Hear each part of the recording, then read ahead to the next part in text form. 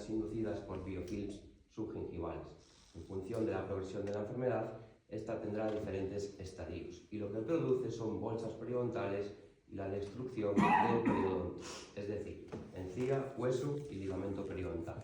Y en última instancia, incluso la pérdida del diente. La periodontitis es altamente prevalente, en sus formas avanzadas es la sexta enfermedad más prevalente del mundo y además se estima que esta prevalencia irá en aumento, ya que para el 2050 se cree que 1,5 billones de personas sufrirán de periodontitis avanzada. Y también es en nuestro país altamente prevalente, afectando en sus formas avanzadas al 20% de la población.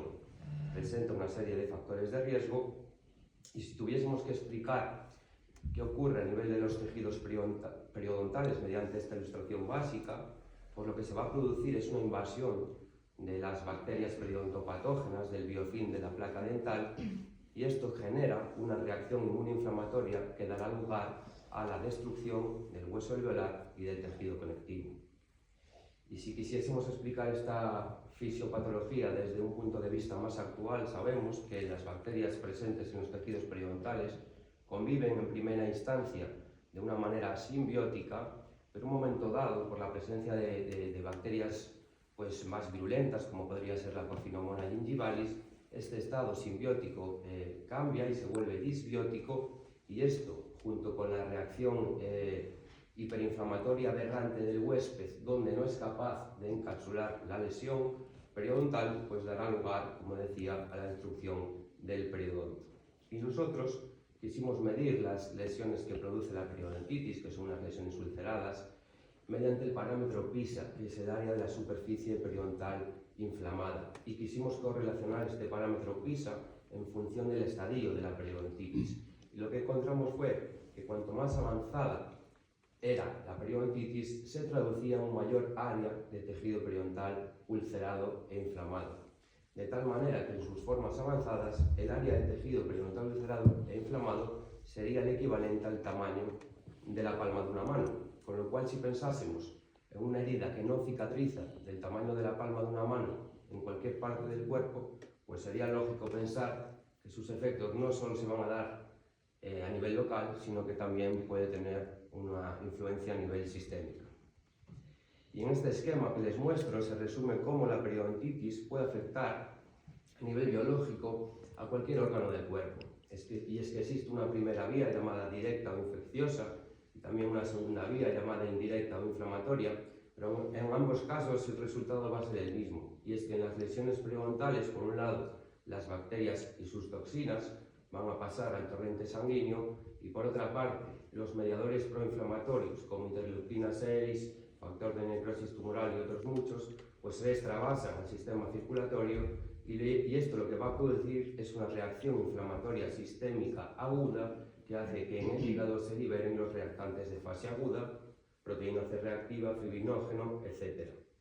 Y esta es la base biológica a través de la cual se relaciona la periodontitis con otras enfermedades inflamatorias del resto del cuerpo. Existe una tercera vía, menos estudiada, según la cual las bacterias presentes en la saliva, una vez que se tragan, se ingieren y pasan al sistema digestivo, al llegar al intestino se produce una endotoxemia que dará lugar a un aumento del estado inflamatorio sistémico.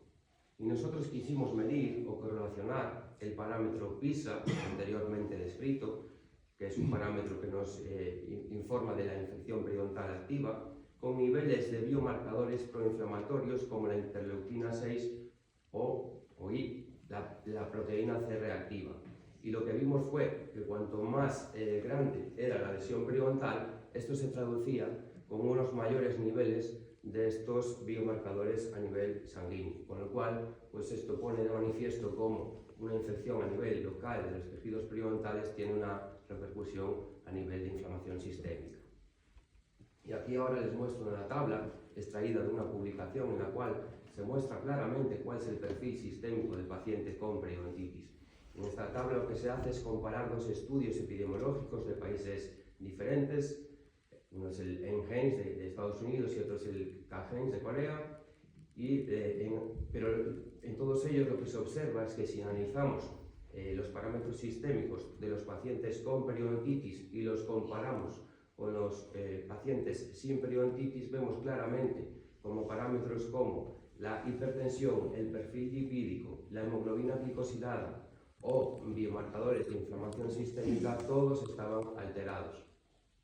Por lo que, claramente, la periodontitis no es solo una enfermedad que afecta a nivel local, sino, como decía, también tiene una influencia a nivel sistémico. Y digamos que esto está ya muy estudiado y demostrado. Y es por ello que ya muchas patologías se han asociado a la periodontitis a través de diversos mecanismos biológicos que se han estudiado en profundidad. Y en ese sentido se ha publicado un artículo en el cual se muestra como ya hay evidencia científica de 57 patologías asociadas a la periodontitis. Y la nueva enfermedad que queremos asociar con la periodontitis es la migraña. La migraña se define como una cefalea primaria. Es una cefalea primaria que se define por sus características clínicas.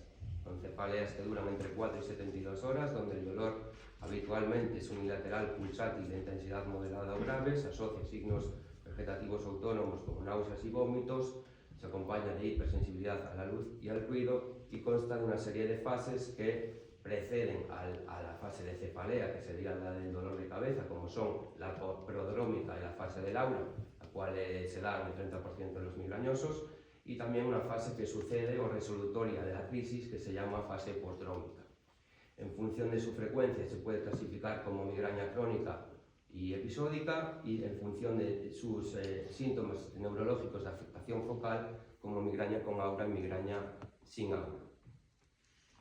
Y la migraña es también una enfermedad altamente prevalente, afectando al 14% de la población, es más prevalente en mujeres y el pico de prevalencia en ellas se da entre los 18 y 44 años, alcanzando el 23,5%. La principal complicación de la migraña es su cronificación y es además la sexta enfermedad más discapacitante, la segunda enfermedad neurológica más incapacitante y supone un gasto sociosanitario elevado, sobre todo el de la migraña crónica, que es 3 veces superior al de la migraña episódica. Y si tuviésemos que describir qué es lo que ocurre a nivel de fisiopatología de la migraña, sabemos que para que se desarrolle una crisis de migraña tiene que existir una predisposición genética y una serie de factores precipitantes, y a partir de ahí, si el paciente sufre de migraña con aura, pues a este fenómeno se le asocia la depresión cortical propagada, que es una onda de despolarización que surge a nivel de la región occipital y se desplaza en sentido anterior a razón de 3 milímetros por segundo, y esto lo que genera son auras visuales sensitivas o incluso disfásicas. Si por el contrario el paciente sufre de migraña sin aura, se va a producir una activación de los núcleos del RAFE y lupus cerúleos, pero en definitiva lo que se produce es una activación del sistema trigémino-vascular. Es un concepto anatómico consistente en un circuito cerrado que surge del tronco del encéfalo con una porción aferente que está compuesta por el nervio trigémino y una porción eferente parasimpática del nervio facial. Ambas porciones van a llegar a las estructuras leptomeningias, y cuando se produce la activación del sistema trigémino vascular, lo que se produce en estas estructuras leptomeningias es la liberación de los péptidos que inducen la dilatación de las arterias, de ahí el dolor pulsátil e inflamación estéril. Y aunque no se conocen con exactitud la fisiopatología de la migraña, sí sabemos que hay algunos mecanismos fisiopatológicos implicados en la migraña y en su cronificación, como son la disfunción endotelial, la inflamación sistémica, la activación del sistema trigémino vascular, la disfunción de la barrera hematocefálica y alteraciones de la respuesta inmune. Y es que se han encontrado biomarcadores de estos mecanismos sobreexpresados en pacientes con migraña.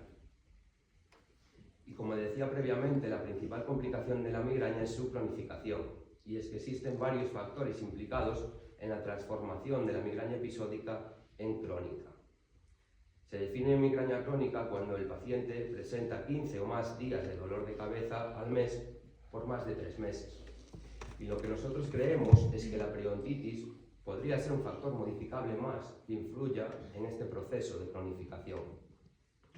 Y es por ello que la hipótesis de la tesis es que la periodontitis es más común en pacientes con migraña crónica y está asociada con la presencia de migraña crónica independientemente de los factores de riesgo conocidos, Luego también que cuando la periodontitis está presente en pacientes con migraña crónica puede producirse una respuesta inflamatoria sistémica de disfunción endotelial, de aumento de la inflamación neurogénica expresada por niveles séricos más altos de biomarcadores proinflamatorios, de disfunción endotelial y de inflamación neurogénica que podrían estar implicados en el desarrollo de las crisis de migraña y como resultado facilitar la cronificación. Y nosotros hemos publicado, discutido y explicado esta hipótesis según la cual creemos que la interacción que se da a nivel de los tejidos periodontales entre las bacterias y la respuesta del huésped va a generar una serie de mediadores proinflamatorios que se diseminan sistémicamente y que pueden estar implicados en el desarrollo de los ataques de migraña y como resultado facilitar su cronificación. Por otra parte, la periodontitis sabemos que lo que genera es un estado inflamatorio crónico de bajo grado que podría ser el responsable de la sobreexpresión de biomarcadores de inflamación neurogénica. Por otro lado, incluso la infección periodontal podría directamente promover la activación del sistema trigeminovascular que, como hemos visto, pues está implicado en los procesos de cronificación.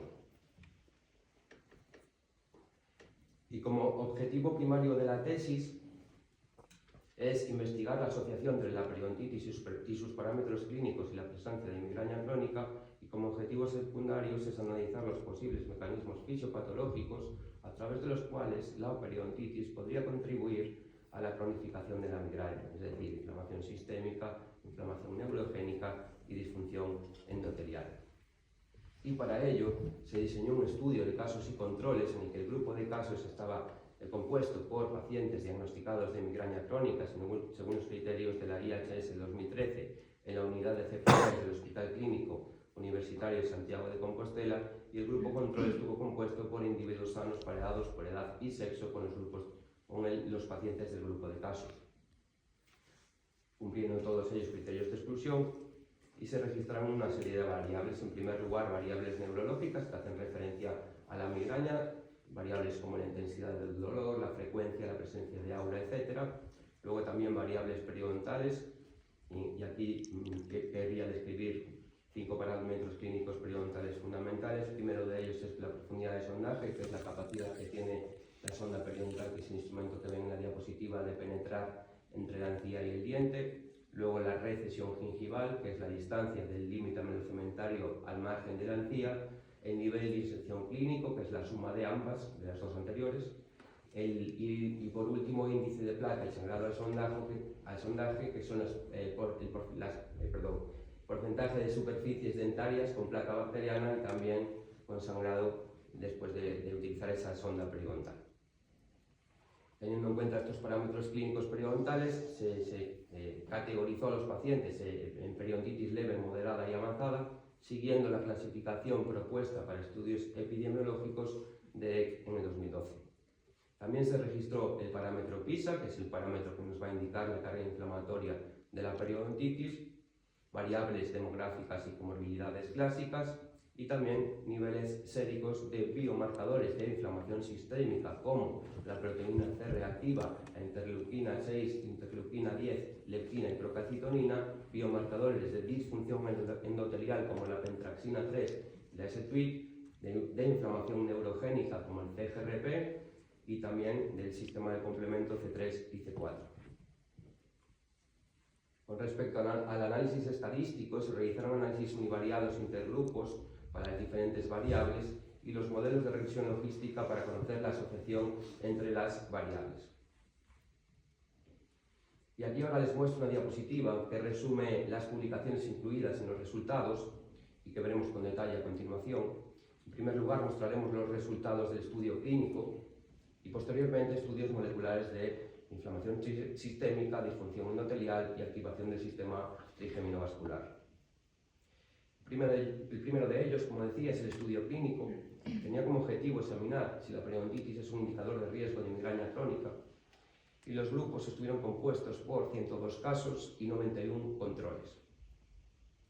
Y lo que encontramos con respecto a las variables demográficas y comorbilidades en el grupo de casos, variables como el índice de masa corporal, la depresión, la obesidad y nivel socioeconómico bajo, presentaron valores superiores con respecto al grupo control, Y de la misma manera encontramos cómo todas las variables periodontales mostraron valores superiores en el grupo de casos con respecto al grupo control, y esto se tradujo en una mayor prevalencia de periodontitis en el grupo de casos del 58,8% por un 30,8% en el grupo de los controles. Cuando se categorizó la periodontitis, encontramos cómo la periodontitis avanzada era 3 veces más prevalente en el grupo de casos con respecto al grupo de los controles. Y además realizamos un modelo de regresión logística en el cual encontramos cómo la periodontitis se asocia con la presencia de migraña crónica con una odds ratio de 2,4 independientemente de otros factores de cronificación de migraña. Además, en este análisis encontramos cómo la depresión y la obesidad fueron también un predictor significativo de migraña crónica. El siguiente artículo es ya un estudio molecular del primer biomarcador de inflamación sistémica. Tenía como objetivo examinar si la presencia de la periodontitis aumenta los niveles de leptina en pacientes con migraña crónica, y los grupos estuvieron compuestos por 92 casos y 58 controles, y lo que encontramos fue que la presencia de la periodontitis se asoció con niveles medios más elevados de leptina tanto en los casos como en los controles. Además, también se realizó un modelo de regresión en el cual encontramos como indicadores de periodontitis, como son la profundidad de sondaje y el nivel de inserción clínico, se asociaron significativamente con niveles de leptina en pacientes con migraña crónica. Y luego, por otra parte, la periodontitis como variable categórica también mostró una asociación significativa. También cabe destacar de este análisis que otro factor contributor fue el índice de masa corporal. El siguiente artículo también es otro biomarcador de inflamación sistémica. Tenía como objetivo examinar si la presencia de periodontitis aumenta los niveles de procalcitonina en pacientes con migraña crónica. Y en el estudio un total de 138 sujetos fueron clasificados en 4 grupos según la presencia de la periodontitis y de la migraña crónica. El primer grupo incluyó sujetos sanos, el segundo grupo consistió en sujetos solo con periodontitis, el tercer grupo incluyó pacientes con solo migraña crónica y el cuarto grupo estuvo compuesto por sujetos que presentaban tanto periodontitis como migraña crónica. Lo que encontramos fue que en el grupo que presentaba ambas patologías, es decir, migraña crónica y periodontitis, los niveles de procalcitonina eran significativamente más altos que los otros 3 grupos. Además, también encontramos que en el grupo de migraña crónica, de solo migraña crónica, los niveles de procalcitonina eran significativamente mayores que en el grupo de los sanos. Se realizó de nuevo un modelo de regresión multivariable en el cual encontramos una vez más como indicadores de periodontitis como profundidad de sondaje y nivel de inserción clínico se asociaron significativamente con niveles de procalcitonina en pacientes con migraña crónica. Por otra parte, la periodontitis también como variable categórica también mostró una asociación significativa. El siguiente artículo es un estudio molecular de biomarcadores de disfunción endotelial que tenía como objetivo investigar si la presencia de la periodontitis aumenta los niveles de S-Twig y venlafaxina 3 en pacientes con migraña crónica. En esta publicación, un total de 94 pacientes con migraña crónica fueron clasificados en 4 grupos en función de la presencia y severidad de la periodontitis. El primer grupo incluyó pacientes sin periodontitis, el segundo grupo con periodontitis leve, el tercero con periodontitis moderada y el cuarto estuvo compuesto por aquellos con periodontitis avanzada. Y lo que encontramos fue que los pacientes con periodontitis avanzada mostraron niveles significativamente más altos de venlafaxina 3 y de S-Twig en comparación con aquellos sin periodontitis. Con respecto al modelo de regresión, también vemos cómo, tras ajustar para todos los factores confusores, encontramos cómo en los pacientes con migraña crónica la periodontitis avanzada se asocia de manera independiente con venlafaxina 3 y con S-Twig. De la misma manera, las medidas continuas de la periodontitis, que son la profundidad de sondaje y el nivel de inserción clínico, también se asociaron significativamente con ambos biomarcadores. En este estudio, además, se hizo un análisis de correlación en el cual el PISA mostró una correlación positiva con los biomarcadores venlafaxina 3 y S-Twig. Y por último, el estudio molecular de activación del sistema trigeminovascular tenía como objetivo investigar la relación entre la periodontitis y los niveles séricos de CGRP en pacientes con migraña crónica. Los grupos estuvieron formados por 102 casos y 77 controles, y lo que encontramos fueron mayores niveles de CGRP y también de interleuquina 6 en el grupo de casos con respecto a los controles, y además se hizo un subanálisis en función del estado periodontal para el CGRP en primer lugar, en el cual encontramos cómo la periodontitis, tanto en los casos como en los controles, pues supuso unos mayores niveles de CGRP, y también se hizo otro subanálisis según el estado periodontal, en este caso en la interleuquina 6, que nos muestra cómo tanto en los casos como en los controles la presencia de la periodontitis supuso mayores niveles de este biomarcador. También se analizó el biomarcador antiinflamatorio interleuquina 10, que los resultados pues, se dieron a la inversa, como era de esperar. Se realizó también un modelo de regresión en el cual encontramos como la periodontitis como variable categórica se asoció de forma independiente con mayores niveles séricos de CGRP en pacientes con migraña crónica, después de ajustar por factores confusores que ven en la diapositiva, y cuando se analizó la gravedad de la periodontitis, solo la periodontitis leve y periodontitis grave se asociaron con el CGRP. Por el contrario, no se encontró una asociación significativa con la periodontitis moderada. Se realizó un análisis de correlación en el cual el PISA mostró también una correlación positiva con ambos biomarcadores.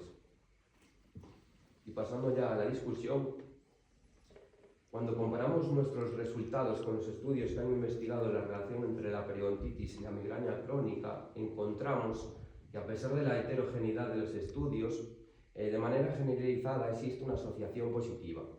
En uno de ellos sí es cierto que tras el ajuste de factores confusores la asociación pierde significación, pero como limitación del estudio podemos decir que no presentaba grupo control y que el diagnóstico de periodontitis se realizaba mediante cuestionario, lo cual puede influir en los resultados. Y cuando analizamos nuestros resultados del biomarcador de inflamación sistémica interleuquina 6, igual esta citocina proinflamatoria estaba elevada en nuestros pacientes con periodontitis y migraña crónica, esto desde luego está en consonancia con publicaciones previas donde también se encontraron niveles de interleuquina 6 elevados tanto a nivel local, es decir, en líquido crevicular gingival y saliva, también así como sistémicamente, es decir, en suero, en pacientes con periodontitis. Incluso estudios de intervención demuestran cómo el tratamiento periodontal pues, reduce estos niveles de interleuquina 6. Por otra parte, en migraña crónica también se ha encontrado este biomarcador sobreexpresado. Hemos encontrado también niveles elevados de leptina en nuestros pacientes con migraña crónica y periodontitis, y esto vuelve a estar en sintonía con estudios previos en donde en periodontitis, donde también se encontró este biomarcador elevado. Incluso también se hicieron en este caso estudios de intervención que demuestran una reducción de la leptina tras el tratamiento periodontal. En migraña crónica, además, nuestro grupo pues, también encontró niveles elevados de este biomarcador. Con respecto a la procalcitonina, la cual estaba elevada en nuestros pacientes con periodontitis y migraña crónica, pues esto también vuelve a estar en concordancia con publicaciones previas, ya que la infección periodontal se ha asociado a niveles elevados de procalcitonina, y también en migraña se encontraron niveles elevados de procalcitonina durante las crisis de migraña. Y nosotros planteamos dos hipótesis a través de las cuales creemos que la periodontitis puede estar relacionada con mayores niveles de procalcitonina sérica. Una sería que las bolsas periodontales ofrecen una gran superficie ulcerada que puede facilitar la entrada de bacterias y sus mediadores proinflamatorios, como podría ser la procalcitonina, a la circulación sistémica. Y la otra hipótesis es que la infección periodontal va a producir la secreción de la procalcitonina por parte de la tiroides y de las células neuroendocrinas del pulmón, y esta actúa como un agonista parcial del receptor del péptido relacionado con la calcitonina, promoviendo así la acción del CGRP. Y ahora aquí les muestro el único estudio que, además de investigar la relación entre ambas patologías como nosotros, ha querido explicar la asociación desde la vía de la inflamación sistémica.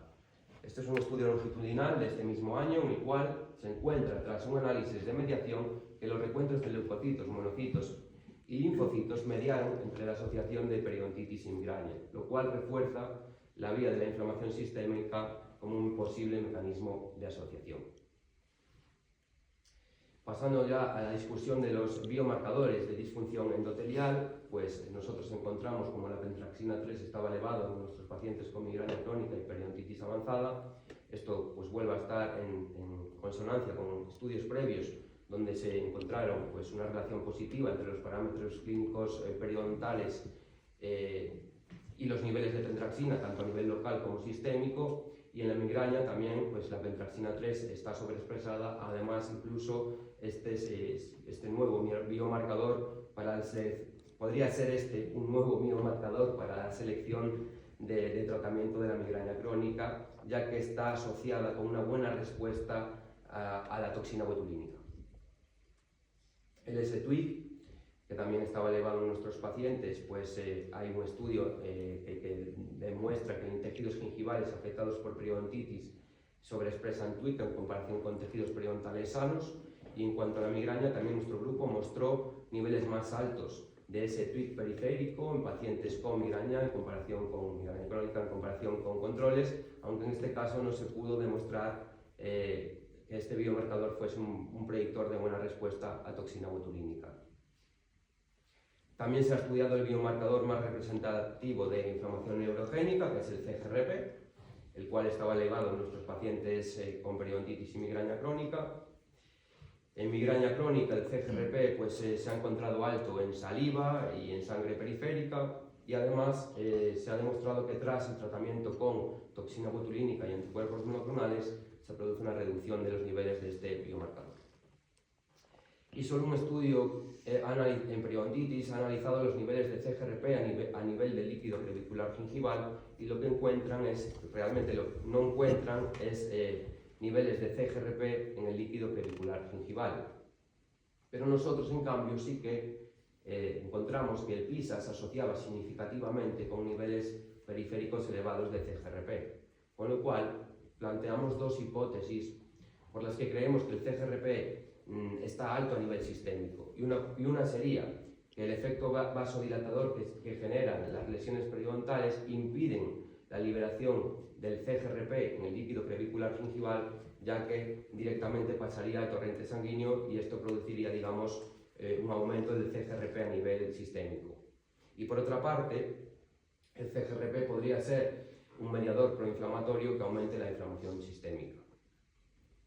Y ahora aquí les muestro una diapositiva que resume las publicaciones incluidas en la tesis, desde la hipótesis, el estudio clínico y los estudios moleculares de estos tres mecanismos fisiopatológicos. La tesis también presenta una serie de limitaciones. En primer lugar, al tratarse de un diseño de estudio de casos y controles, no sabemos si la periodontitis fue antes o después del diagnóstico de migraña crónica. El tamaño muestral de los artículos, como habrán visto, pues cambia en función de los biomarcadores. Esto pues tiene que ver con la disponibilidad de las muestras. Luego también que el análisis de procalcitonina, S-Twig y pentraxina 3 pues se ha realizado cambiando el diseño de estudio, y esto ha sido así por recomendaciones de los revisores. Que la muestra estuvo mayoritariamente compuesta por mujeres, lo cual va a dificultar la generalización en la población masculina. Y también que presenta una ausencia de ajustes de factores confusores, sobre todo en el artículo de la leptina y procalcitonina. Y ahora, con permiso del tribunal, me dispongo a leer las conclusiones. Primera es que la periodontitis se asoció de forma independiente con la presencia de migraña crónica. La segunda es que el PISA, que es un parámetro clínico periodontal de enfermedad activa, se asocia positiva e independientemente con la presencia de migraña crónica. Tercera es que la periodontitis se asocia de forma independiente a niveles elevados de leptina sérica en pacientes con migraña crónica. Se sugiere que la periodontitis a través de la leptina podría estar implicada en el proceso de cronificación de la migraña. La periodontitis se asocia de forma independiente a niveles elevados de procalcitonina en suero en pacientes con migraña crónica. Se sugiere entonces que la periodontitis mediante la vía de la procalcitonina podría estar implicada en el proceso de cronificación. También que la periodontitis avanzada se asoció con niveles circulantes elevados de pentraxina 3 y ese-tweet en pacientes con migraña crónica. Se sugiere que la periodontitis a través de esta vía de disfunción endotelial podría estar implicada en el proceso de cronificación de migraña. Y por último, que la periodontitis está relacionada con niveles séricos más altos de CGRP en pacientes con migraña crónica. Se sugiere que la periodontitis, mediante la vía de la inflamación neurogénica, podría estar implicada en la cronificación de la migraña.